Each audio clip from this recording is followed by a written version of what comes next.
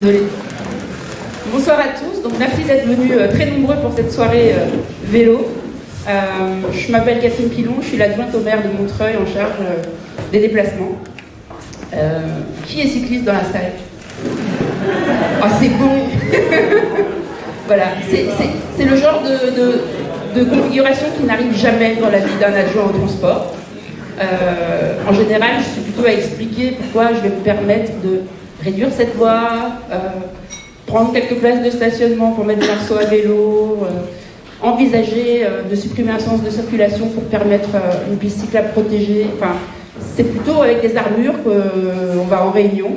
Et donc, je savoure cette présence sport cycliste ce soir. Après, ça ne veut pas dire qu'on est toujours d'accord entre cyclistes. On n'a pas tous les mêmes vécus de cyclistes. Moi, je suis cycliste depuis très longtemps. Mais quand on m'a confié la délégation de transport, on m'a bien dit que j'étais adjointe au transport et pas que au vélo. Ça tombe bien, j'avais pas envie de me spécifier sur le vélo. Mais par contre, étant une cycliste aguerrie, j'avais tendance à penser qu'il suffisait de circuler parmi les voitures et d'abaisser la vitesse de la circulation pour que les choses soient assez simples et qu'on puisse circuler tranquillement en ville. Et donc une des premières mesures que la ville a mis en place, c'est abaisser la circulation à 30 km/h. Depuis 2015, toutes les rues de Montreuil sont cyclables dans les deux sens, sauf l'autoroute A186 qui va être démolie cet été. Et donc on aura 100% de routes cyclables dans les deux sens. Donc ça, c'est quand même quelque chose de très positif. Mais en travaillant la question, en rencontrant des associations, etc., je me suis rendu compte que ce qui comptait, c'était pas seulement que les cyclistes qui savent rouler soient à l'aise et puissent aller partout le plus rapidement possible sans être en infraction. J'ai découvert quand même le frein au passage à l'acte et le frein pour se mettre à faire du vélo pour aller travailler, etc. Et donc, avec la FUB, avec les villes cyclables, etc., j'ai compris à quel point il fallait aussi offrir des trajets sécurisés. Et donc on est parti sur un plan vélo à Montreuil qui s'appuie sur développer des pistes cyclables protégées, proposer du stationnement parce que c'est un vrai souci pour les habitants qui veulent faire du vélo de ne pas savoir où garer leur vélo, proposer des services, et à Montreuil on doit être championne du nombre d'associations cyclistes par habitant, on en a déjà 5. Et on a aussi plein de gens qui vendent des vélos et qui les réparent sur le territoire. Donc on a des services. Grâce au budget participatif, on a pu mettre des pompes en libre-service. Enfin, je ne vais pas faire la vélo-école, etc. Je ne vais pas être plus longue, parce que le sujet ce soir, c'est pas Montreuil. Mais voilà, on a plein de services. On veut améliorer la cyclabilité des rues, on veut améliorer le stationnement, et on veut faire ça de manière participative, avec les cyclistes et leurs associations. Et donc on a un comité vélo qui se réunit plusieurs fois par an, avec des groupes de travail là, qui vont se réunir pour travailler sur des projets de pistes cyclables, par exemple sur Étienne Marcel ou sur Colonel Fabien. Donc on veut décliner des pistes cyclables protégées. Mais ce soir, on ne va pas parler de ça, parce que ce soir, c'est la Hollande qui a l'honneur. Dans le cadre de notre plan vélo, on s'est dit que nous, on savait un peu faire on se débrouillait pas si mal pour faire du vélo à Montreuil. Et merci Mehdi et Christelle et Priscilla et toute l'équipe du SAMD que je vois dispersée dans la salle. Mais il y a quand même beaucoup plus fort que nous, il y a les Hollandais. Et donc on a proposé aux Hollandais de venir former les services de Montreuil. On a aussi invité les villes de l'agglomération, on a invité le département, et pendant 2 jours et demi, les Hollandais, on les écoute, et puis on les laisse regarder comment on fait, et nous améliorer. Donc voilà, ils vont se présenter tout à l'heure.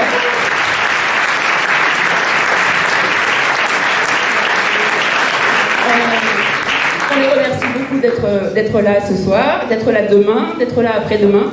Et on va regarder ce film, donc Why We Cycle, qui explique pourquoi faire du vélo, qu'est-ce que ça apporte à soi-même et à la société. Et puis ensuite, on aura un débat avec nos ingénieurs vélo. Et puis, vous pourrez poser toutes les questions que vous voudrez. Mais s'il vous plaît, si vous vous intéressez au vélo à Montreuil et que vous avez des condoléances, et vous avez raison d'en avoir, il y a le comité vélo et on en parlera dans ce cadre-là. Ce soir, il n'y a pas que des Montreuillois, il ne faut pas qu'on les embête avec nos problèmes Montreuillois. Pas trop, un peu. Oui, on va en profiter pour remercier d'abord la Marborie pour nous accueillir pour cette journée sur ce soir, mais évidemment que vous alliez faire. Merci la Marborie, au dernier moment, de nous avoir accueillis. Et puis on remercie aussi la Dutch Cycling Embassy, qui est l'organisme néerlandais qu'on a contacté pour organiser ce séminaire. donc, avec lesquels nous avons pu obtenir la présence d'ingénieurs néerlandais pour nous aider à partager leur expérience sur l'aménagement cyclable. Et ils ont fait l'effort, et on les remercie, de nous proposer des Néerlandais qui sont francophones. Et d'ailleurs, on va tous en profiter tout à l'heure lorsqu'ils pourront répondre à vos questions. Ça a évidemment une plus grande facilité pour tous. Et on est très content de bénéficier de leur expérience pour monter en qualité dans nos aménagements. Et ça, c'est pour la suite, on espère que vous le ressentirez dans votre quotidien. Quoi qu'il en soit, après le film, vous pourrez échanger avec Bas Govers et Steven Bendix, excusez-moi si j'écorche vos noms, qui vont donc répondre à vos questions après avoir rapidement exprimé leur compréhension du film et des enjeux pour notre société. Voilà. Sans plus attendre, je vous propose qu'on passe au film et qu'on en profite.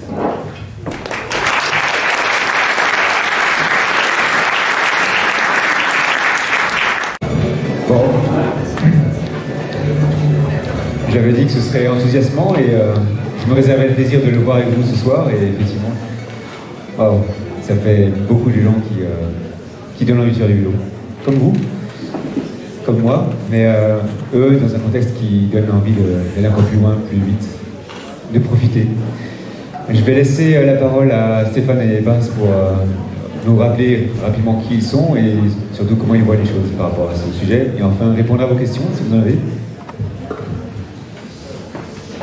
Bonjour, moi je suis Stéphane Bendix, je suis urbaniste à la base, donc je suis ici présenté, merci pour l'introduction d'ailleurs, comme un expert vélo. C'est ce que je suis un peu, mais principalement je suis urbaniste qui travaille des espaces publics dans la pratique, donc je transforme des espaces qui sont plutôt des espaces voitures, des espaces conviviaux, des espaces pour les humains. J'ai 2-3 slides que je voulais peut-être montrer pour illustrer ça, parce que je parle assez souvent aux gens de ce sujet, pour montrer aussi que on ne fait pas ça pour le vélo, on ne fait pas ça pour changer nécessairement les comportements des gens qui font la voiture maintenant vers le vélo, mais on fait ça pour la ville.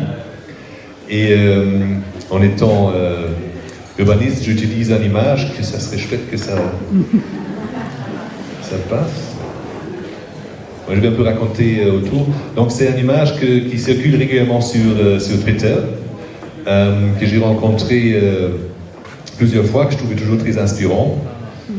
Et c'est ça, c'est un plan d'un appartement, un peu américain, une maison. Et le titre de ce tweet, c'était comment ça serait les maisons si on les organise comme on organise aujourd'hui la ville. Et c'est cette plan qui a l'air assez ridicule parce que tout est petit, les chambres sont petites, la cuisine est petite, au milieu il y a un énorme garage avec une voiture.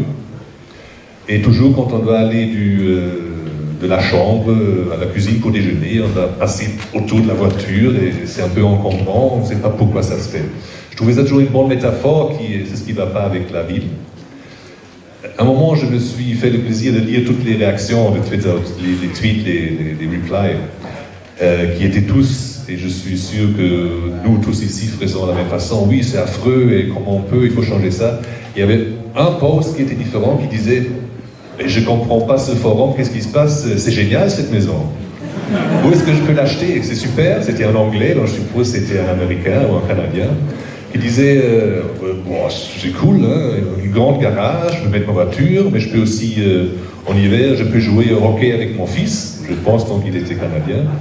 Je peux bricoler, je peux faire tout plein de choses, c'est génial, je ne comprends pas ce qui ne va pas avec cette image. Alors je me suis dit, est-ce que des années je parle de la ville et de la transformation, de enlever cette voiture, de réduire le garage, est-ce que je suis un peu à côté de la plaque? Alors, prochaine image, s'il vous plaît. C'est parce que la ville aujourd'hui, c'est plus comme ça. En fait, la ville était peut-être une fois comme ça, mais aujourd'hui, on a transformé la ville vers ça. Peut-être il y a 30, 40 ans, il y avait cette une voiture dans l'espace public, dans le garage, on pouvait faire plein de choses autour, mais aujourd'hui, on a rajouté des voitures, et c'est devenu ça.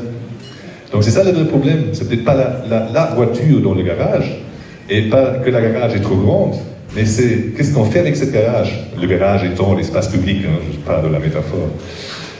Donc je me suis dit, en fait c'est ça le problème. On a continué à mettre un truc dans cette formidable espace multifonctionnel. On l'utilise que pour un truc, pour garer la voiture, et on ne peut plus jouer au hockey, on ne peut plus bricoler, on ne peut plus rencontrer des gens. Donc j'ai demandé à un collaborateur, Clément, qui est ici aussi, de transformer ça dans ce que ça devrait être. Donc maintenant, peut-être le prochain, je vois le monsieur parti. C'est juste pour monter un peu la tension. Donc en fait, est-ce que ça serait pas génial si on récupère la place et on fait ça, et on utilise toute cette place qu'on regagne et on enlève quelques voitures pour les autres activités, pour les activités urbaines, pour se rencontrer, comme on a vu dans le film. Et peut-être à la base, c'est pas le problème d'avoir cette une voiture. Donc vers où je veux vous amener, c'est aussi, c'est pas nécessairement un conflit voiture contre cycliste. C'est pas grave, vous avez vu dans le film, il y a des voitures en Hollande, il y en a plein de voitures. Les Néerlandais, Bas peut confirmer ça sans doute avec les chiffres, on fait beaucoup de voitures en Hollande. Mais là où ça fait de sens, et peut-être pas toujours, peut-être pas trop, et le reste, l'espace qu'on gagne, le reste de l'espace public, on peut l'utiliser pour des choses beaucoup mieux, beaucoup plus appropriées pour utiliser cet espace. Et c'est ça ce que je voulais peut-être rajouter à ce film, qui je pense explique déjà très bien, qu'un point de vue de la ville, le vélo c'est un moyen pour arriver à ça, pour réapproprier l'espace public et les utiliser de façon multiple. Pas que pour le vélo, mais pour plein de choses. Mais il faut une certaine manière que les gens, un certain pourcentage des gens quittent la voiture, prennent le vélo pour arriver à récupérer cet espace. Voilà, c'est tout simple, c'est ce que je voulais rajouter à cette film.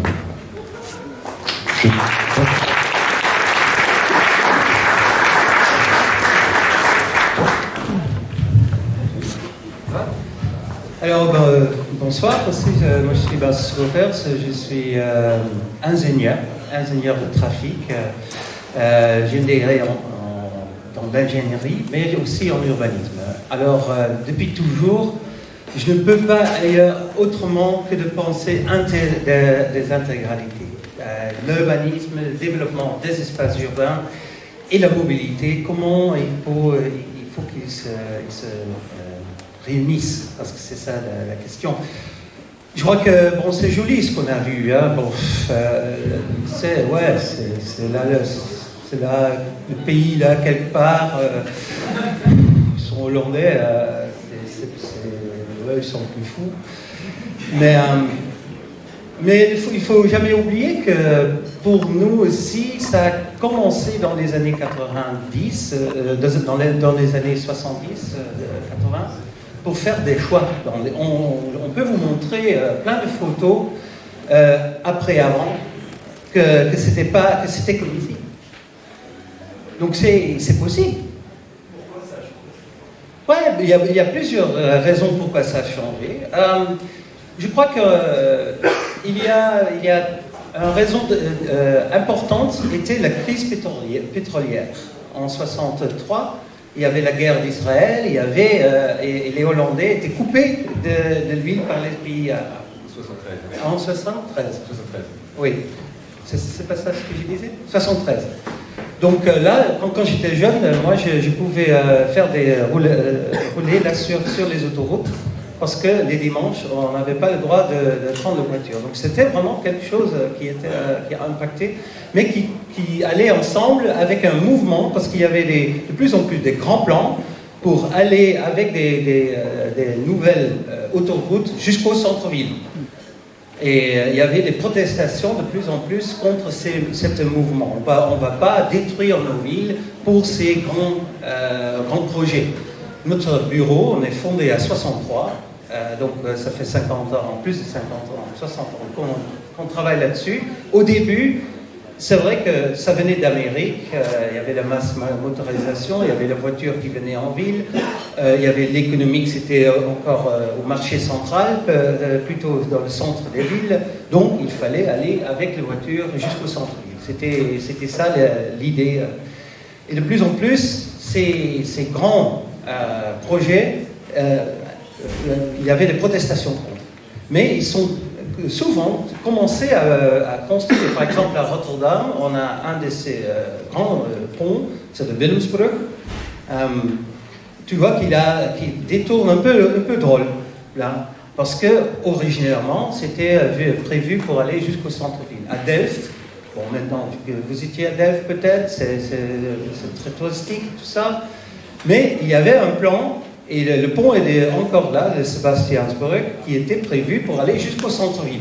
Alors pour détruire, et ça, il y avait des protestations contre, il faut faire autre chose, c'est pas possible. Ça, donc ces combinaisons ont fait qu'on a commencé à changer, et après, on a quand même, je pense, une culture. La Hollande, ça va toujours à peu près bien. C'est pas, mais il n'y a pas une culture de confrontation, de pouvoir. Il y a une culture de mettons-nous ensemble. Alors il y a un problème. Comment on peut s'y arranger pratiquement dans le pratique? Donc petit à petit, et par consensus. Donc il n'y a pas un débat politique sur le vélo. C'est pas un débat que l'un est contre l'autre. Donc, il y a beaucoup de ces aspects culturels qui étaient aussi dans le film. Et donc, alors, personnellement, bon, maintenant, je travaille à Utrecht. J'étais responsable pour le plan de mobilité. Et là, effectivement, c'est la nouvelle génération des plans. C'est la bicyclette comme moyen de transport le plus important dans la ville.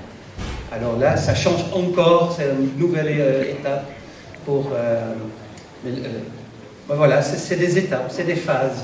Et il faut toujours se rendre compte du dynamique des villes. Alors voilà, on a entendu pourquoi les Hollandais font du vélo. Maintenant, vous avez peut-être des questions à poser aux deux. Combien sous la main?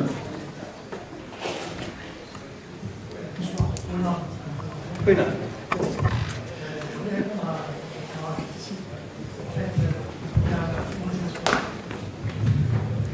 C'était, je pense, surtout dans les années 70 que vous avez organisé des dimanches sans voiture à Autolose Zondag. Et il y a eu un mouvement qui s'appelait Stop Kindermoord, arrêter les meurtres d'enfants. Et c'est là que en fait, la façon que vous avez eu de réagir au choc pétrolier n'a pas été la même. Parce que l'histoire en fait, du trafic en France et aux Pays-Bas ont été la même après la Seconde Guerre mondiale, jusque dans les années 70. Et c'est le point de divergence, c'était avec les 30 glorieuses, les gens qui ont accès à la consommation, la voiture qui a commencé à prendre le pas. Les années 50-60, c'est vraiment, il y a eu la même évolution. Mais le point de divergence, c'était à partir des années 70. C'est comment vous avez réagi au choc pétrolier. Et aussi, je dirais peut-être la densité de population aux Pays-Bas, qui fait que, comme si on veut conserver une qualité de vie optimale, vu qu'on est le 16e pays le plus dense au monde, donc on ne peut pas vraiment prendre 8 mètres carrés par personne pour une voiture. Oui, merci. Ce que je voudrais ajouter, peut-être, ce qui est contraire à la France aussi, qu'on n'avait pas une industrie automobilière. Oui, c'est important. Ouais. Donc il n'y avait pas des débats dans ce style.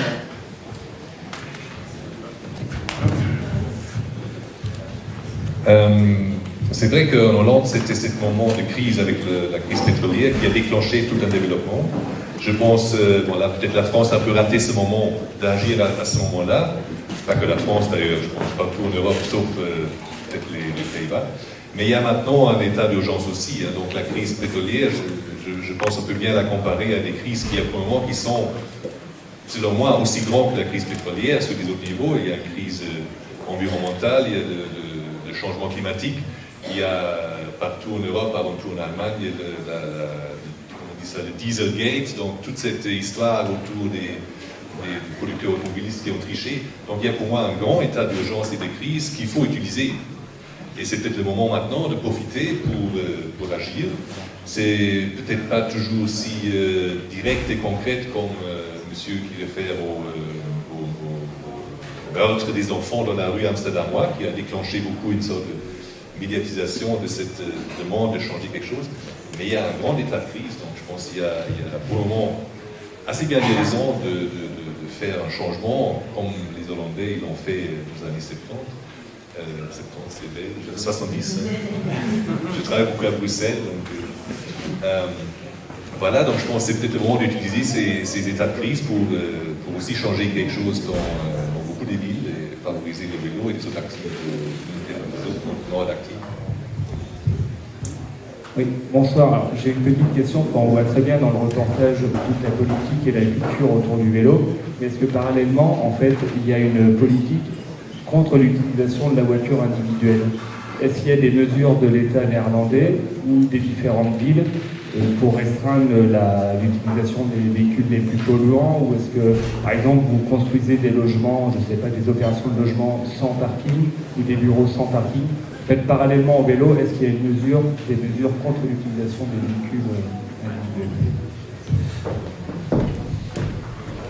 Ouais, merci pour la question, parce que c'est vrai que c'est toujours lié très fondamentalement. Maintenant, on voit jusqu'à la voiture, et souvent on l'oublie, on ne l'a pas vu dans les films aussi, mais on est en train de construire des autoroutes pas possibles en même temps. Parce que la population néerlandaise est extrêmement mobile. J'ai vu hier d'un collègue qui avait les dates téléphoniques de une semaine de 1000 Néerlandais. Et il fallait une carte du mondial. Et j'ai dit, mais c'est pas possible. 1000 gens vont pendant la journée, on ne pouvait les tracer.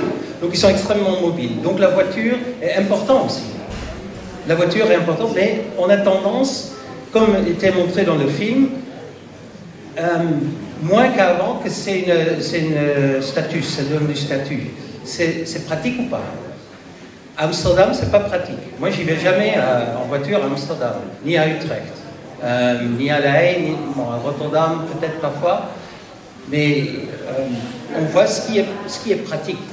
Et dans cette évolution, le parking, c'est très important aussi. Donc, par exemple, à Rotterdam, ils ont commencé il y a 10 ans de construire des parkings au coin du centre. Et après, tu as plusieurs choix quand tu arrives avec ta voiture en ville. Où est-ce que tu vas laisser? Est-ce que tu vas conduire jusqu'au centre-ville? Mais là, tu payes 6 € l'heure. Est-ce que tu vas les laisser en marchant après? Ou est-ce que tu vas les laisser prendre le métro pour le dernier pas? Alors ça, on ne peut pas faire une politique de vélo sans avoir une politique de voiture aussi. Comment le gérer, de voiture dans le réseau urbain. Et ça, c'est très lié aussi au parking, au garage. Et effectivement, pour les bâtiments, il y a des zones. Maintenant, on essaie de développer avec 100 ou avec très peu. Mais je crois que là, Paris, c'est loin devant chez nous, là pour ça.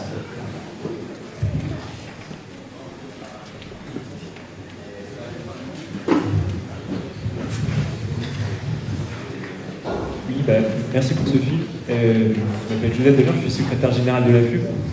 Je trouve que ce film il nous pose une bonne question aux militants, c'est quand même pourquoi on a échoué ces 30 dernières années.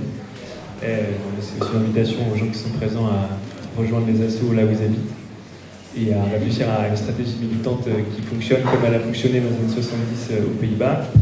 J'ai des vraies questions sinon. La première question, c'est sur la place des deux roues motorisées. On voit dans le film, il y en a proportionnellement peu par rapport à Paris, mais il y en a quand même, et elles partagent l'espace du vélo. Et moi, ce que j'ai cru comprendre, c'est que ça commençait à devenir un problème. Est-ce que vous pouvez nous en dire un mot? Et mon autre question, c'est que vous avez parlé de culture politique, du rapport à la conflictualité politique aux Pays-Bas, qui n'est peut-être pas la même qu'en France, mais j'imagine que le vélo reste un sujet de débat. En fait, du coup, ma question, c'est si débat il y a autour de la place du vélo en ville, en tout cas des politiques de mobilité, autour de quoi ça tourne? Est-ce qu'il y a des opposants à des politiques trop extrêmes de restriction d'usage de la voiture? Est-ce que, je sais pas, l'extrême droite néerlandaise est pro-bagnole? Qui est pro-bagnole aux Pays-Bas? Enfin, c'est un peu ce genre de questions que votre éclairage nous intéresserait. On essaie de réfléchir un peu tout court tous les deux. Donc ta première question sur les scooters. Moi je rigolais parce que j'ai un collègue à moi qui est responsable pour la politique de scooters à Amsterdam. Et quand quand la nouvelle politique pour les scooters à Amsterdam a été annoncée, il y avait 5000 formelles réactions. Et on a deux camps. Il y avait les camps qui étaient contents, il y avait les camps qui n'étaient pas contents du tout. Et les deux camps, quand on voit où ils habitent, c'est exactement, c'est très c'est deux groupes sociaux. Et Amsterdam, c'est en train de changer, nous on pourrait dire dans une bulle d'un groupe social un peu mono, un peu juste bicyclette, comme ça. Et c'est vrai que le scooter, parfois, ils s'irritent au scooter parce que bon, ça donne du film et tout, et donc il y a le débat. Mais qu'est-ce qu'on va faire? C'est pour qui la ville à la fin? C'est juste pour ceux qui hâtent les scooters, mais aussi des groupes sociaux pour eux, c'est important. Donc le débat va un peu dans la direction, c'est pour qui la ville à la fin? Et est-ce que c'est une ville inclusive, vraiment pour tout le monde? Mais avec les prix qui montent, comme à Paris, je crois, ça pourrait se poser. C'est pour qui, enfin? Et Amsterdam, maintenant, ça commence à vraiment jouer. Et le scooter, c'est un petit peu le symbole de ce débat, parce que c'est tellement séparé entre les deux. Mais du coup, c'est qui les populations? Vous dites qu'il y a deux populations, vélo et scooter, mais vous n'avez pas décrit les groupes sociaux? Oui, bon, vous non, ça c'est trop. Les groupes sociaux, plutôt, ce sont les traditionnels, ceux qui travaillent, qui étaient positionnés, qui habitaient en ville depuis longtemps. Par exemple, je vais vous donner un exemple. Je vais du Amsterdam Nord. On a construit le métro à Amsterdam Nord. Amsterdam Nord, ça faisait pas part d'Amsterdam en fait. Il se voyait mieux d'aller habiter là-bas. Maintenant, donc, il y avait un certain flux de vélos sur les bateaux, et on se disait, quand il y aura le métro, il n'y aurait plus, parce qu'on peut prendre le métro. Mais c'était au contraire, en fait. Ce qui se passe, c'est que c'est ce qu'on appelle le gentrification.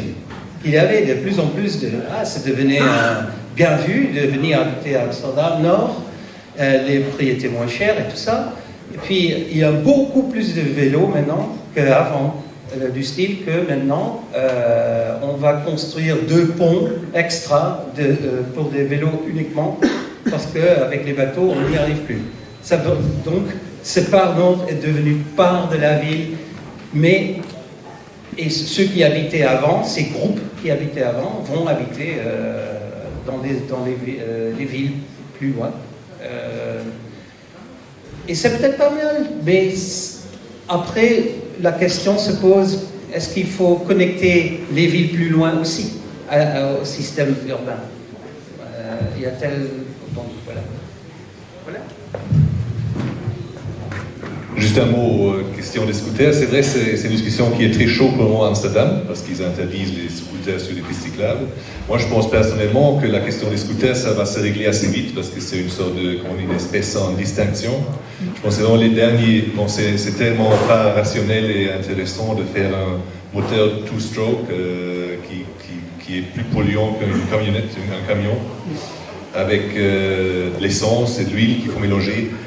Avec le développement des scooters électriques, avec les steps électriques, avec les segways, il y a toute une sorte de hybridisation, une diversification des engins qui vont occuper d'ailleurs les pistes cyclables principalement, que le scooter, ça va vite devenir pas un problème. Je pense que le vrai sujet, c'est qu'en Hollande, en tout cas, bientôt, on va avoir toutes sortes de véhicules, de livraison électrique, 2 roues, 4 roues, 3 roues, larges, longues, qui vont encombrer les pistes cyclables, mélangés par des steps partagés, privés, tout ça, qui vont aller en contre et le vélo classique, et le vélo sportif, et le tandem, ça va avoir... C'est un grand sujet, je pense, qu'il y a tout ça, et il faut de la place pour.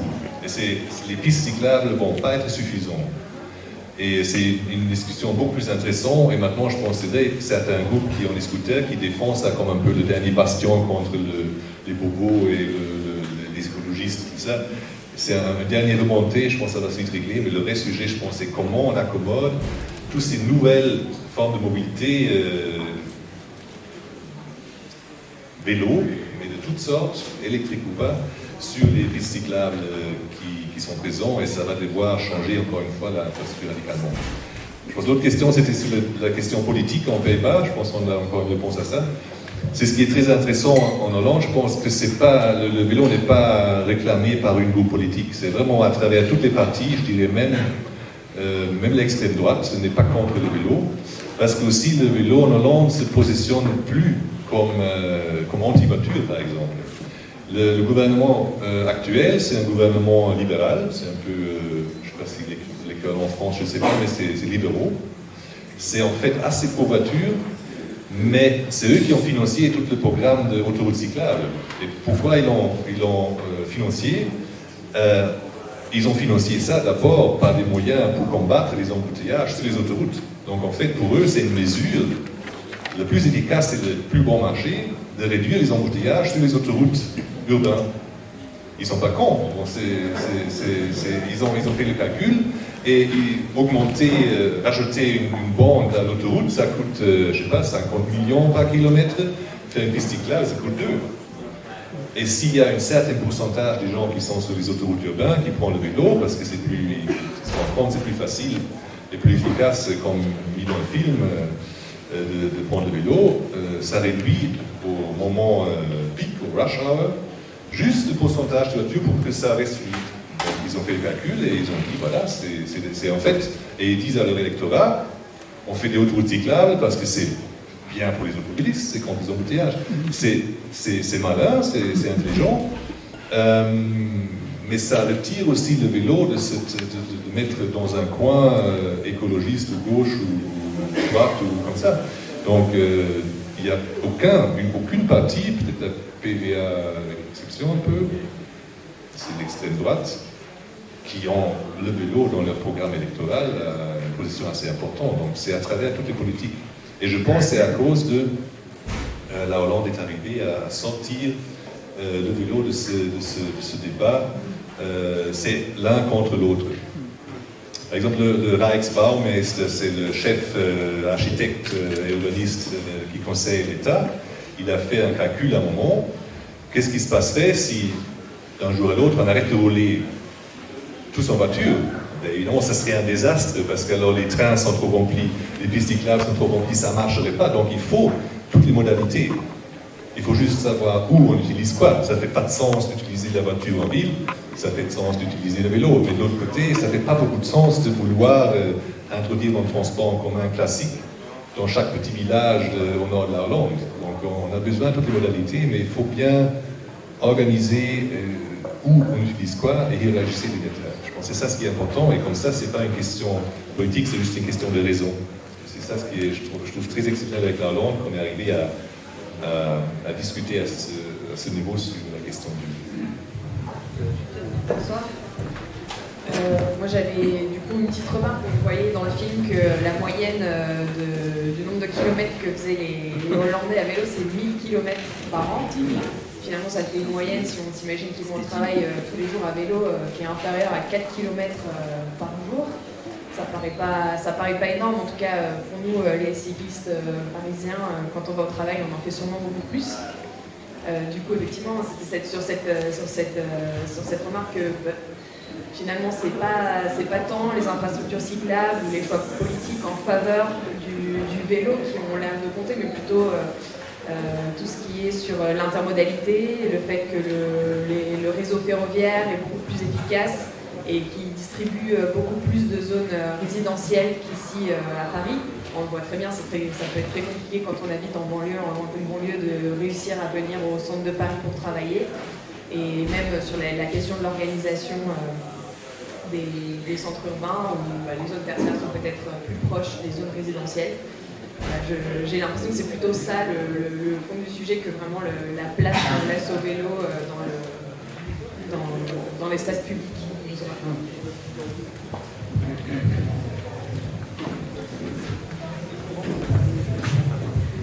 C'est vrai, c'est une question de bien organiser les réseaux les différents réseaux, pas que le réseau vélo, mais le réseau transport commun, aussi le réseau autoroutier. Mais en ville, je trouve quand même que la question se pose comment répartir l'espace public qui est disponible.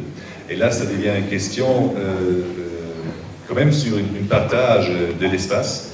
Et il y a, je pense, les derniers décades, sans que beaucoup les gens se rendent compte, on l'expérience tous les jours, mais il n'y en a quand même pas l'impression qu'il y a un grand shift vers, on a dédié énormément d'espace public à l'usage privatif de la voiture, pour garer la voiture, pour rouler en voiture, et qu'il est haut temps de réduire donc l'espace, redistribuer l'espace de façon plus égale,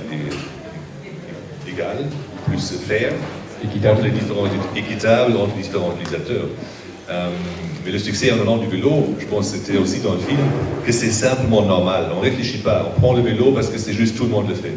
Je pense que les êtres humains, ils veulent, la plupart des gens ne veulent pas être différents des autres, on veut faire ce que son voisin fait, peut-être un peu mieux.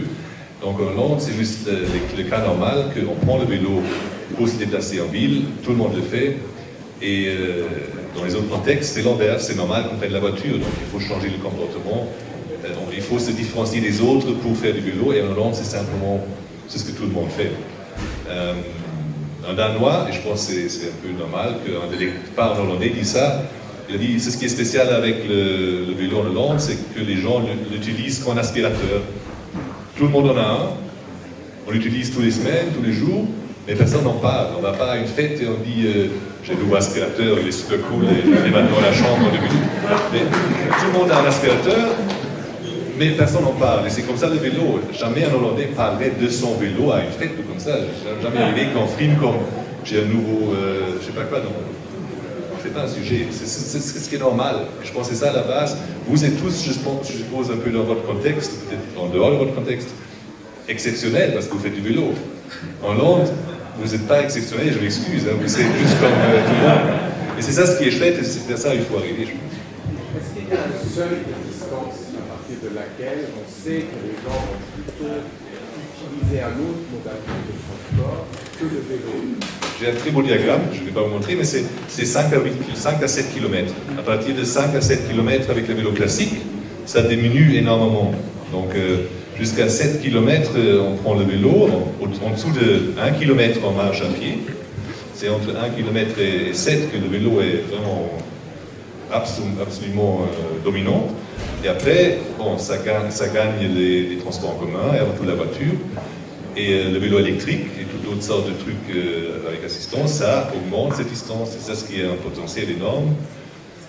Aussi, on a encore à exploiter en Hollande d'améliorer ou augmenter la distance quand on roule à vélo. Parce qu'avec un vélo électrique, sans problème, on fait en Hollande 15 km, comme on a vu dans le film. Et c'est ça ce que le grand espoir, c'est pas que nécessairement des gens cyclent plus, mais des plus longues distances, et donc aussi des autres sortes de trajets. Là, il y a un gros potentiel. Alors, il y a 5 personnes qui ont demandé la parole, 6. Ici, puis là, puis là, puis là-bas, puis là, et au fond. Oui, bonsoir. Moi, je suis président d'une des associations, justement, qui essaie de faire en sorte que le vélo soit de plus en plus utilisé à Paris, alors Paris-Ancel et à Montreuil, parce qu'on a un groupe qui se lance ici. Et Félicitations, on a besoin de vous. Voilà, mais justement, alors il y a une chose qui, je trouve, est frappante dans ce film, c'est de voir à quel point les gens qui se déplacent à vélo se déplacent avec des vélos très confortables, ordinaires. C'est pas des vélos très spéciaux, ils n'ont pas de casque, ils n'ont pas de gilet jaune, pas d'équipement particulier.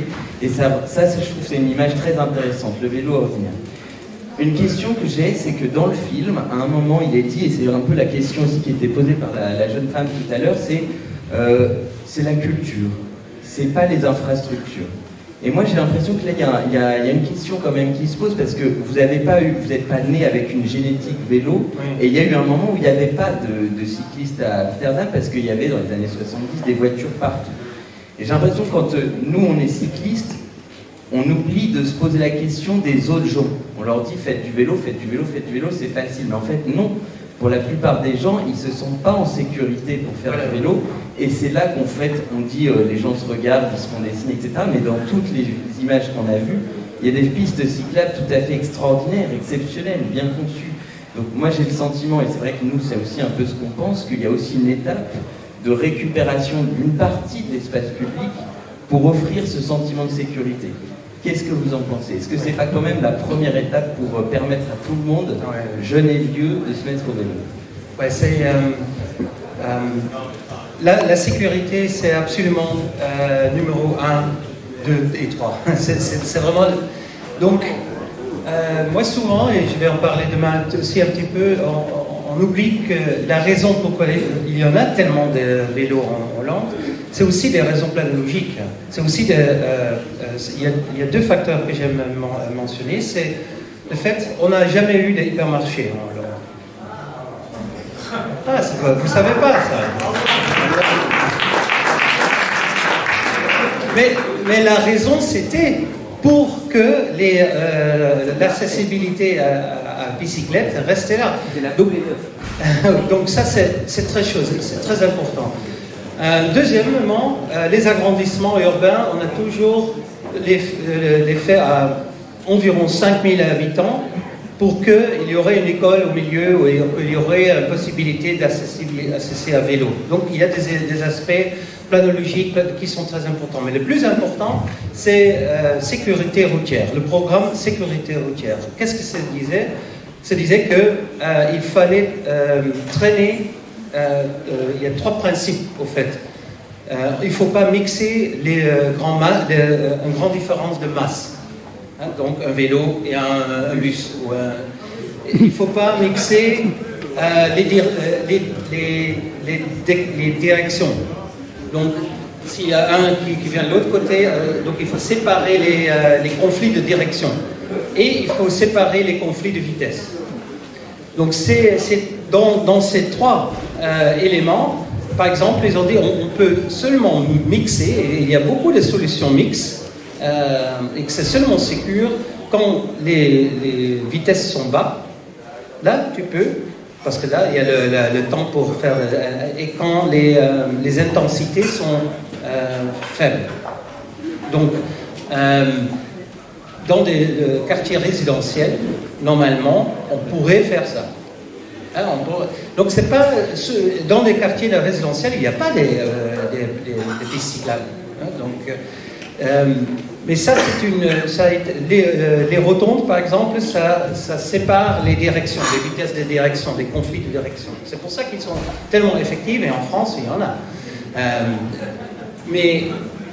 Ça, donc cette théorie qui a été inventée dans les années 90, ça a beaucoup influencé la sécurité routière et a provoqué que, par exemple, il y aurait des pistes cyclables séparées quand il y a trop de voitures. Quand il n'y a pas, quand il y a moins de voitures et quand les vitesses sont réduites, là, on peut avoir donc, partout en Hollande, on voit ces principes. Et donc, sécurité routière, oui. Après, et ça c'est une recherche qu'on a fait, c'est le cycliste il ne sait pas combien de temps il roule. Vous ne savez pas combien de temps je parle. Moi, je ne sais pas. On n'a pas une sens pour le temps. On ne sait pas. Mais il y a des circonstances urbaines qui font que le temps passe vite ou le temps passe lent. Alors ici, il y a deux éléments quand le temps passe lent, c'est quand on s'ennuie et c'est quand on est stressé. Entre-temps, c'est bien, c'est agréable. Alors, on a fait des études là-dessus que pour les cyclistes, il faut éviter la nuit. Alors, pas des grands trucs à côté La femme dans le film, elle a dit, oui, j'ai un trajet à côté de le chemin de fer, mais après, elle disait, après, je suis bien dans le paysage. Donc, elle pense que ça dure long, mais après, c'est agréable. Et ça, apparemment, c'est le plus important facteur. Donc, il faut créer des situations où c'est agréable. On n'a pas de stress et que c'est pas ennuyant. Donc ces deux facteurs, et je crois que là, on aurait beaucoup plus quand c'est sécure et agréable. Ouh là là, vous allez voir. Paris et dans d'autres villes en France, depuis un peu plus d'1 an, on a pas mal d'options de mobilité en free floating qui se développent, notamment les vélos type Vobike, Ofobike et d'autres compagnies, et aussi dernièrement les trottinettes électriques. C'est un autre moyen de mobilité qui peut se rapprocher du vélo, qui est peut-être en concurrence. Donc je voulais savoir si vous avez aussi des cas de free floating trottinette électrique aux Pays-Bas, et si oui, quelles sont les réactions, adaptations des Hollandais par rapport à ça. Les quoi électriques? Les free floating, ce qu'on appelle en free floating les trottinettes type scooter. Ah, les trottinettes. Lime, ouais. etc. Oui. Est-ce que vous en avez? C'est vrai que comme on a les bicyclettes, on en a moins, mais on en a. Et de plus en plus, c'est comme Stéphane disait, il y aurait de plus en plus de différentes manières. Et c'est pour ça que maintenant, on a tendance, dans des zones là où c'est mix, c'est mieux, parce qu'il y a aussi des vitesses, des différentes vitesses entre vélos, par exemple. Ceux qui veulent rouler vite sur et ceux qui vont plus lent, mais aussi ceux qui sont peut-être en... donc c'est pour ça que parfois les pistes cyclables sont trop étroites parce que c'est difficile à passer. Il faut mieux avoir plus d'espace, mais mix avec les autres. Pourquoi là oui, je crois que c'est ça. Maintenant, on annonce la première piste cyclable 2x2. Ouais. 2x2. Ouais. On a fait le dessin à Utrecht parce que sinon, on n'arrivait plus à avoir ce nombre de bicyclettes sur cette rue, et avec les changements de vitesse aussi. Donc il y a pour les plus lents et les plus vite. C'est la nouvelle génération des plans. En parlant dans quelques années plus. Oui, bonjour. Vous avez parlé de stratégie militante dans les années 70 pour récupérer l'espace public. Est-ce que vous auriez des conseils, des idées, des stratégies pour les gens qui sont dans les associations ici, justement pour faciliter la transition pour la récupération de l'espace public? Ça, c'est une très bonne question. On a vraiment espéré que cette question va être posée. Je ne sais pas si Mehdi vous a instruit de le dire ou si ça vient vraiment. C'est justement ça, parce que je pense que c'est très bien, vous êtes tous ici des pionniers, en tout cas dans le contexte parisien, comme j'avais dit, à Rotterdam, ça serait différent.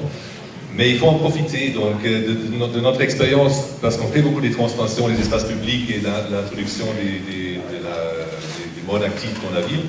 Et il y a toujours une grande résistance à toutes sortes de projets. Et les communes, les villes qui sont favorables à supporter ce développement, ils ont vraiment un problème, je pense, de ne pas entendre les voix qui sont souvent là, ou qui sont présents, mais qui pensent que ce n'est pas nécessaire de se manifester.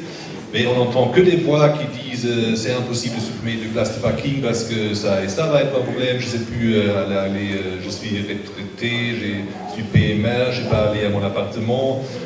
C'est peut-être pour des bonnes raisons que les gens sont comme ça, mais il y a aussi beaucoup des commerçants qui disent mon commerce va être faillite si je n'ai pas l'accès en voiture et tout ça.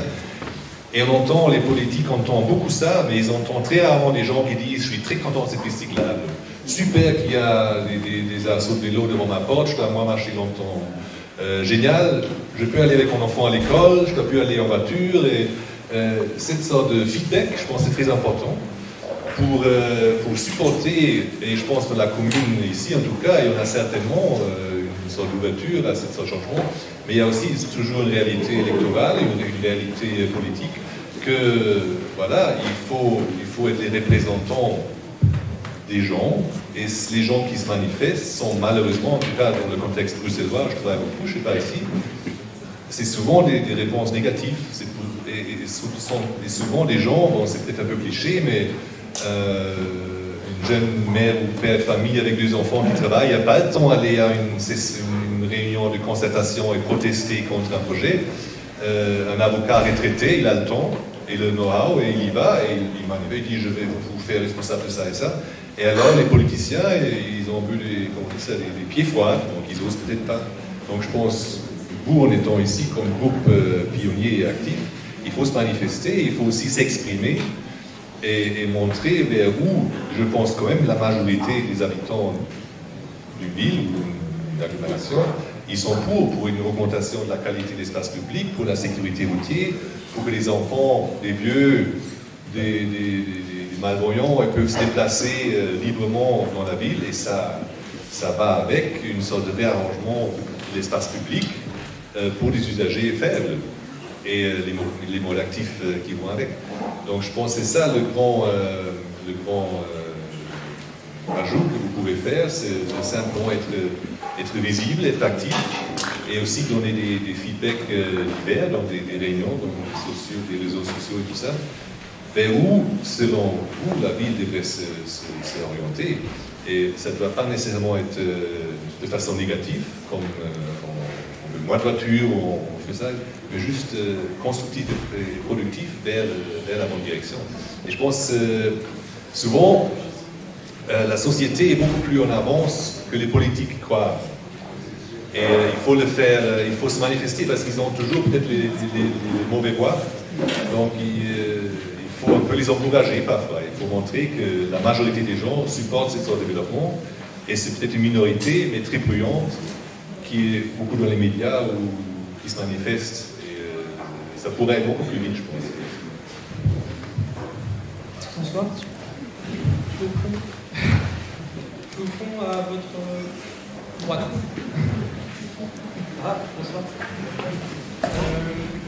Par rapport à l'exemple que vous citiez tout à l'heure du prolongement du métro d'Amsterdam au nord, et que finalement les gens préféraient prendre leur vélo plutôt que le métro, à Paris, finalement, le projet du Grand Paris il est surtout construit autour d'infrastructures de transport, de métro, et assez peu finalement autour du vélo. Et je voulais savoir comment vous pensez qu'on peut démontrer la pertinence et la compétitivité du vélo par rapport à des infrastructures lourdes de transport, à la fois aux usagers et puis aussi au pouvoir public. Merci pour la question là aussi, parce que c'est la croissance des vélos en Hollande. Maintenant, c'est particulièrement lié aux croissances de l'utilisation des transports en commun, des trains surtout. C'est pour ça qu'il y a des grands garages. Donc, il faut dire, à la limite, que le transport en commun et le vélo, c'est un système. Moi, je voyage partout, mais je prends toujours train et vélo pour arriver quelque part. Et l'accès est très facile.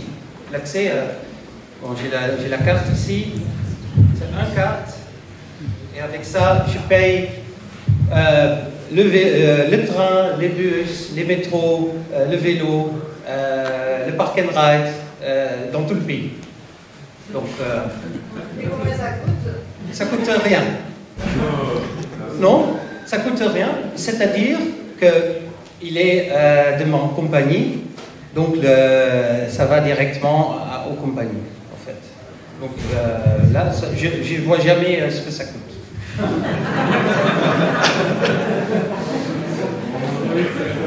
Non, mais on peut avoir en privé, bien sûr, mais on paye par utilisation. Donc après, tu reçois le... C'est-à-dire que c'est complètement... j'ai aucun souci de prendre le vélo après d'avoir voyagé en train. C'est des vélos partagés?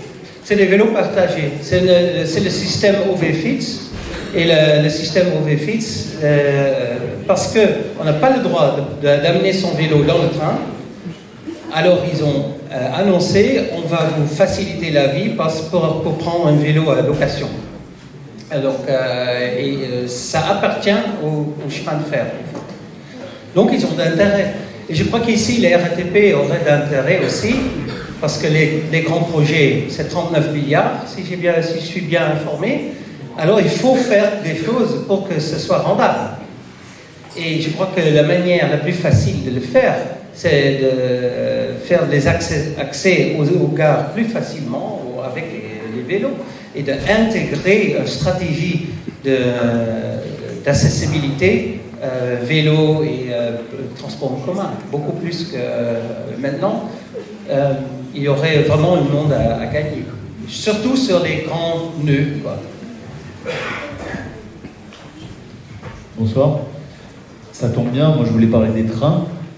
En dehors des grandes villes, en Hollande, donc en dehors d'Amsterdam, Rotterdam, comment il est le réseau de trains? Est-ce qu'entre les petites villes et les campagnes, on peut circuler facilement en train avec son vélo, et est-ce que c'est cher?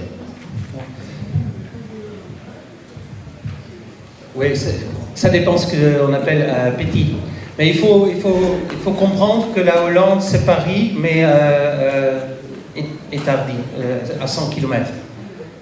Donc, moi, par exemple, quand on habite dans le sud, à 100 km d'Amsterdam, il y a un train tous les 10 minutes, un intercity.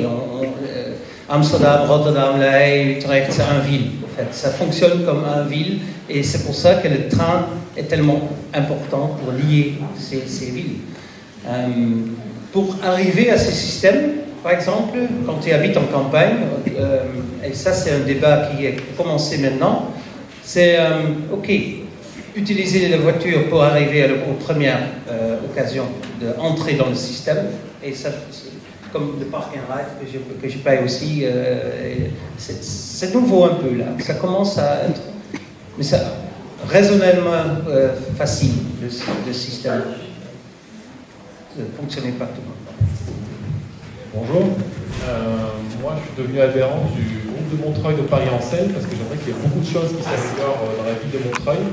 Je crois que vous avez peut-être pu visiter un peu cette ville et j'aurais voulu avoir votre avis sur où on en est et qu'est-ce qu'il y a à faire urgemment à Montreuil. Mais ça, c'est une question un peu prématurée parce qu'on vient d'arriver ce matin ou hier soir et on va workshopper 2 jours là-dessus. Donc peut-être la question, on peut mieux la répondre vendredi après-midi, mais bon, on va pas peut-être voir à ce moment-là. Donc, pour donner une petite réflexion, on a fait du vélo toute la journée aujourd'hui. Donc on a vu, je pense, la plupart de Montreuil, on a fait 18 km à vélo. Il y a beaucoup des aspects positifs, je trouve. Donc par exemple, le sens, le double sens dans les sens uniques généralisés, ça c'est vraiment génial parce que beaucoup de... Je veux commencer avec le positif. Maintenant on commence quand même, ça se chauffe maintenant. Mais en tout cas, la législation, c'est pas hors de la Hollande, je connais en fait peu des villes ou des pays où c'est généralisé. Je suis beaucoup maintenant en Autriche et je peux vous dire, c'est pas du tout le cas. Et là, ici c'est 100% respecté, mais là on est carrément dans le tort. Donc s'il y a un accident, le policier va me donner, même si je suis à moitié mort, la police peut dire il y a le panneau au sens unique. Donc c'est très très bien, je trouve. Donc il y a ce niveau-là, des mesures, et je trouve très important des mesures qui sont relativement simples à appliquer. Donc il faut pas venir avec l'asphalte et du béton et tout ça. Les panneaux, là, j'ai pas de terme exact, mais qu'on peut tourner à droite ou tout droit, même au feu rouge, c'est aussi très bien parce que ça légalise des comportements que pour un cycliste sont tout à fait normaux. Comme on a vu en Hollande, c'est très important à comprendre, le vélo en Hollande, c'est basé sur une entente et une confiance. Et ça se construit, évidemment. Et en Hollande, on fait constamment des infractions. Je me suis fait le plaisir une fois à une réunion, une conférence de vélo, j'ai montré au public, qui était très toutes les infractions que j'ai faites pendant la conférence. Ça commence avec j'ai bu 3 bières, je suis quand même rentré à vélo, la lampe à l'arrière ne marchait pas parce que c'était un vélo loué, j'ai passé à rouge, à 11 heures. Donc, mais c'est pour le vélo, c'est pas ok si on ne respecte pas des règles, mais je pense que dans le film était très bien expliqué, ça fait partie de faire du vélo, parce qu'on a cette interaction humaine, donc on peut, entre guillemets, se permettre d'interpréter les règles différemment, parce qu'on fait attention l'un à l'autre.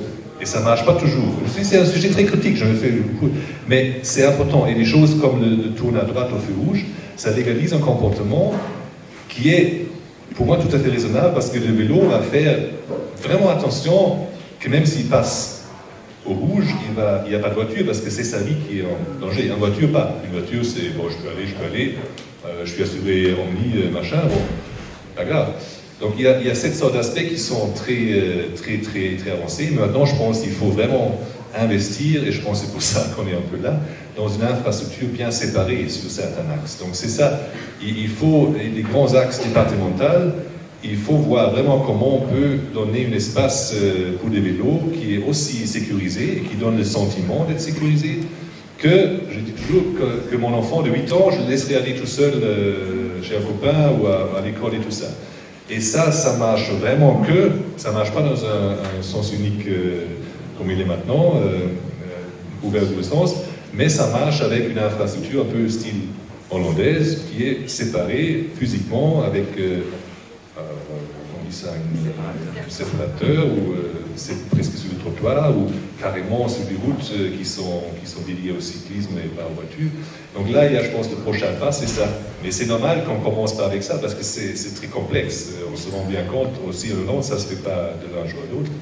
Et je pense que c'est maintenant de bien voir quel axe prioritaire il faut introduire cette sorte de piste vraiment séparée et sécurisée pour que, pas que vous, parce que pour nous, pour vous, il n'y a pas de problème, je pense, pour la plupart. On est habitué, on est à l'aise, on aime peut-être même un peu ce thrill d'être dans le jungle urbain et passer devant les voitures, mais mon fils n'aime pas ça, hein, et je ne le laisserai pas le faire, pas encore. Donc c'est pour ça, il faut cette part vers l'infrastructure très sécurisée, et c'est pas facile. Ça, on se rend compte aussi, il faut faire des choix, il faut faire des choix sur le réseau, il faut dire, voilà, ça c'est un axe pour les vélos, donc pas de transport en commun, peut-être moins de voitures ou pas de voitures, ça c'est un axe pour les voitures, mais alors on propose l'alternative. Ça c'est un peu mais c'est très global, comme réponse. Mais j'espère à la fin du workshop qu'on a certaines pistes qui sont un peu plus concrètes.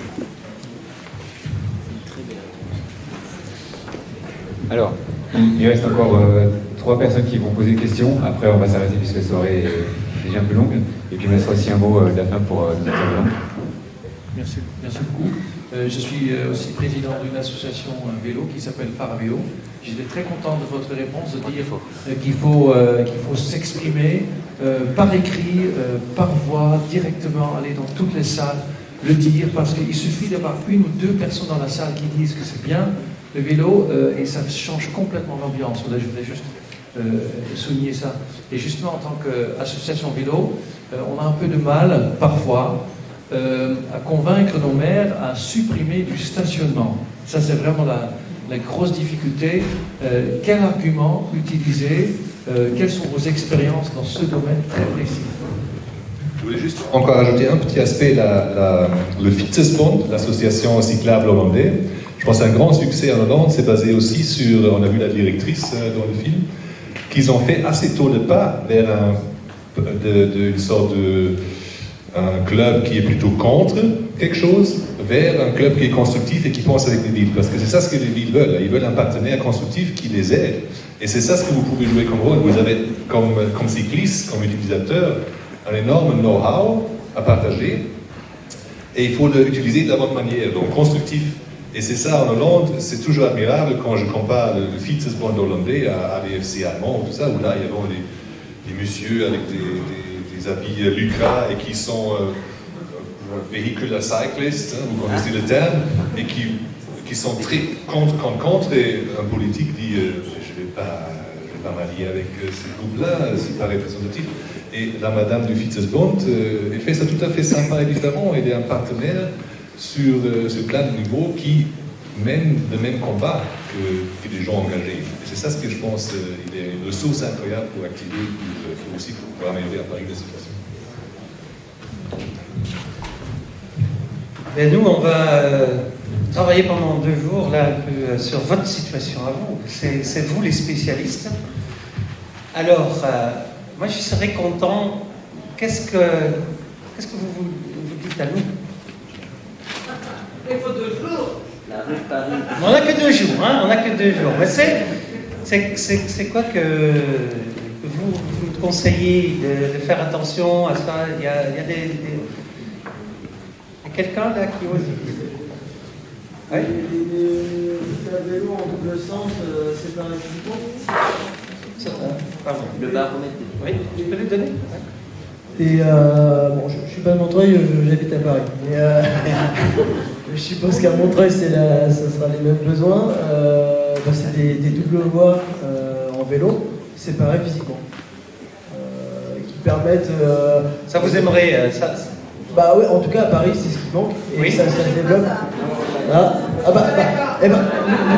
Vous donnerez les comptes après, je donne les points. Moi, je trouve ce qui est bien avec ça, c'est que déjà on est séparés physiquement des voitures et des bus. Être physiquement séparés.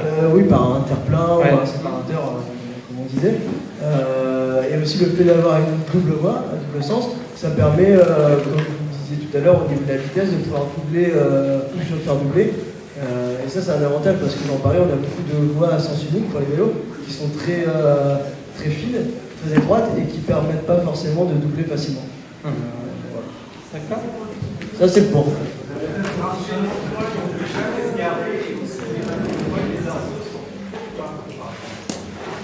Sinon, il y a le baromètre des villes cyclables, qui est une enquête qui a été faite par l'Association nationale vélo. Et il y a eu plus de 350 Montreuillois qui ont répondu et qui ont d'ailleurs fait des commentaires sur les points noirs. D'ailleurs, j'invite tout le monde à répondre à cette enquête qui aura lieu à l'automne 2019 pour des résultats livrés juste avant les élections. C'est vachement utile en fait aussi pour la ville, pour savoir... Voilà, l'enquête, le baromètre des villes cyclables, c'était une enquête, vous êtes 350 à Montreuil à avoir répondu, même plus, je crois que c'était 600-700 en tout, mais il y avait du monde, mais plus il y a de monde qui répond, et plus en fait on exprime la voix des cyclistes aussi de manière électronique, ça suffit pas, il faut aller dans les réunions publiques, mais voilà, je pense que vous devriez regarder les résultats de cette enquête, et puis pour les autres, il faut absolument que vous y répondiez en septembre-octobre 2019. On a vu les points forts et les points faibles, là. S'il y a quelqu'un d'autre?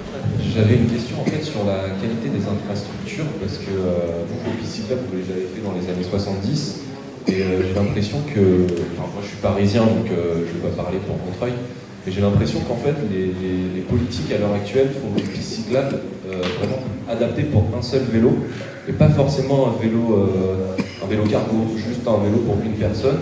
Et si on veut rouler à deux, bah, ça devient très compliqué.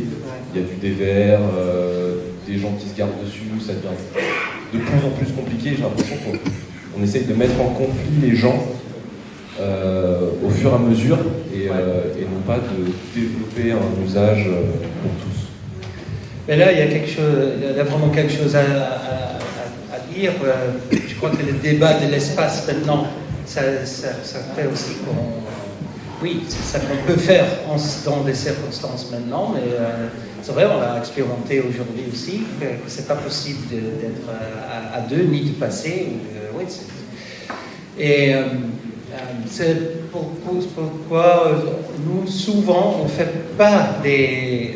on va plutôt des directions, enfin, de mix, et de le faire attention aux gens, qu'ils font entre eux dans un espace qui est un peu plus grand, mais ce n'est pas possible quand il n'y a qu'un panneau 30. Là, il faut que les voitures soient à des vitesses réduites. Et donc, là, on va voir des situations, je crois qu'il y en a à Montreuil, où peut-être ce serait meilleur d'avoir une situation mixte, mais en sécurité, que d'essayer de séparer ce qui n'est pas séparable. J'aimerais quand même des petites poules.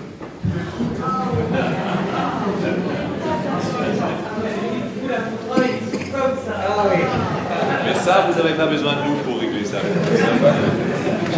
J'avais une question sur le côté logistique. Les villes sont aussi utilisées pour les commerces, aussi de plus en plus par des livraisons auprès des particuliers, ce qui représente beaucoup de véhicules, notamment à Paris, j'ai l'impression, de camions, etc. Est-ce qu'il y a des politiques publiques spécifiques aux Pays-Bas liées à la livraison, au vélo cargo, etc. Et comment faire cohabiter ce type d'usage dans un espace public?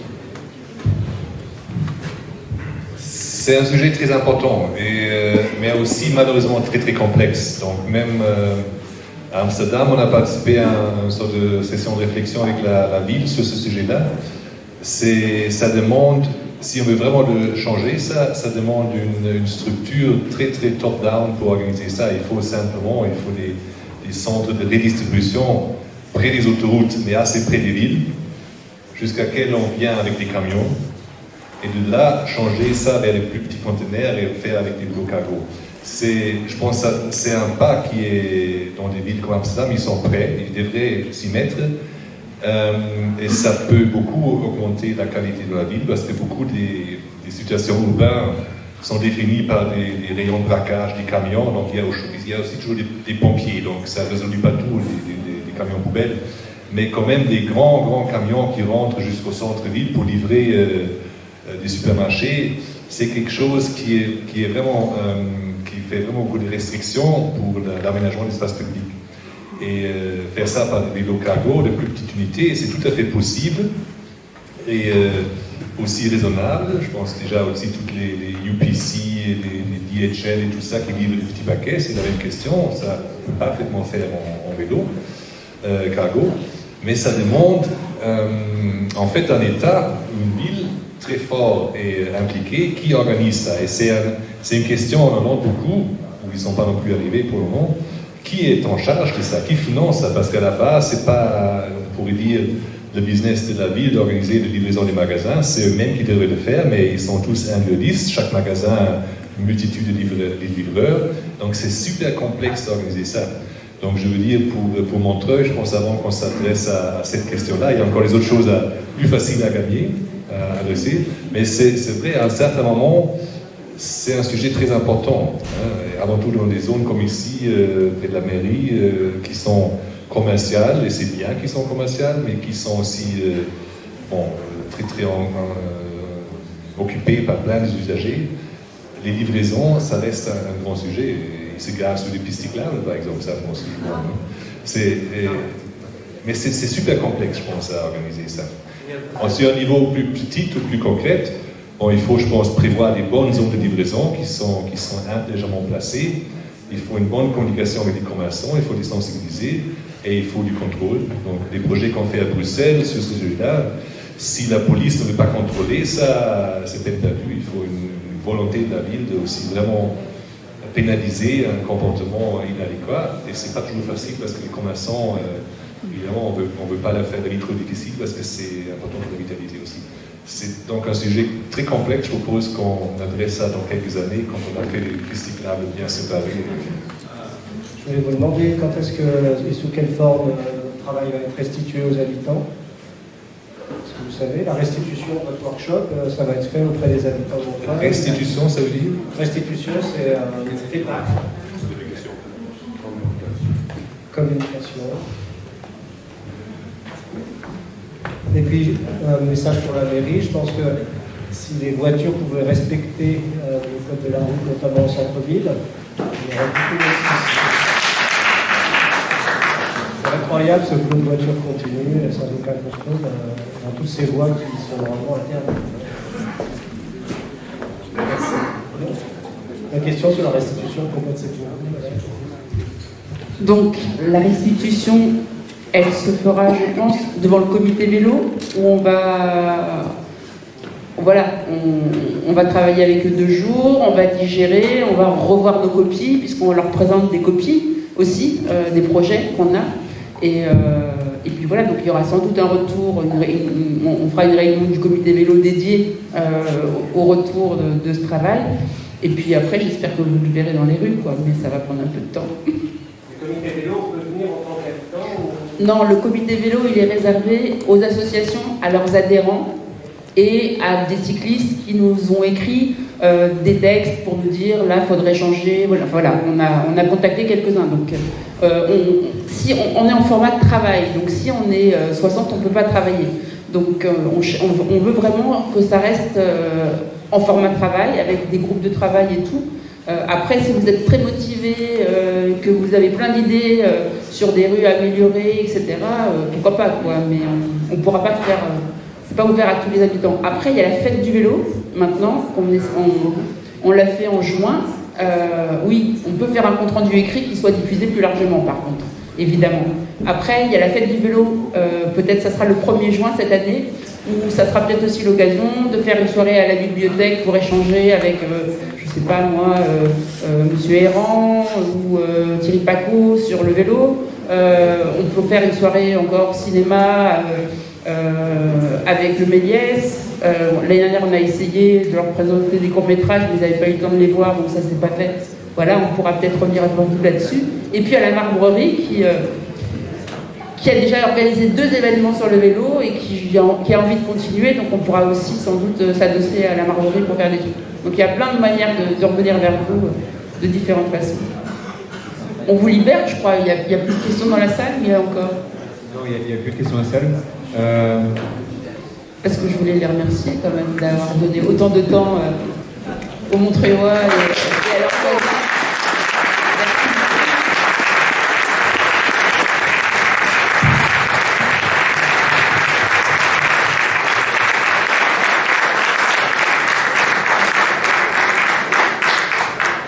Juste 2 annonces à faire. La première, pour ceux qui ne le savent pas, c'est que ce week-end, il y a à Vincennes un festival sur le voyage à vélo, le camping à vélo, qui est sans doute quelque chose qui peut vous sensibiliser, vous intéresser dans vos centres d'intérêt. Il y a aussi autre chose, plus fort à mon avis. Certains parmi vous ne sont pas de Montreuil, sont venus ici parce qu'ils étaient intéressés par cette projection du film. C'est que la deuxième fois qu'il est diffusé en Ile-de-France, pardon. Et dans vos villes, eh bien, la situation cyclable n'est pas forcément rose. Elle n'est nulle part en Ile-de-France, y compris à Montreuil, on en est tous conscients. C'est intéressant, en fait, ce travail qui est actuellement mené entre Montreuil et la Dutch Cycling Embassy, avec les ingénieurs des Pays-Bas qui nous partagent leur bonne pratique. On a pris soin d'inviter des directeurs de villes voisines, des membres du département également, des ingénieurs du département, des ingénieurs d'Est Ensemble et de la région, pour partager ensemble ce savoir-faire, apprendre des pratiques de la part de ces ingénieurs. Faire un compte-rendu n'aura pas forcément de sens, en tout cas vous n'en tirerez pas beaucoup d'informations utiles. C'est plus des ateliers qu'on va mener sur la base d'exemples concrets pour savoir comment faire pour dessiner un carrefour, comment faire pour insérer une piste cyclable dans ces espaces, chose qui est toujours assez délicate. Et ça, ma foi, c'est surtout d'améliorer nos pratiques par rapport à une expérience qu'on n'a pas, contrairement à ce que les Pays-Bas ont pu développer pendant les années. Alors, ça, c'est très précieux, c'est rare. En fait, cette démarche elle est plutôt rare en France pour l'instant.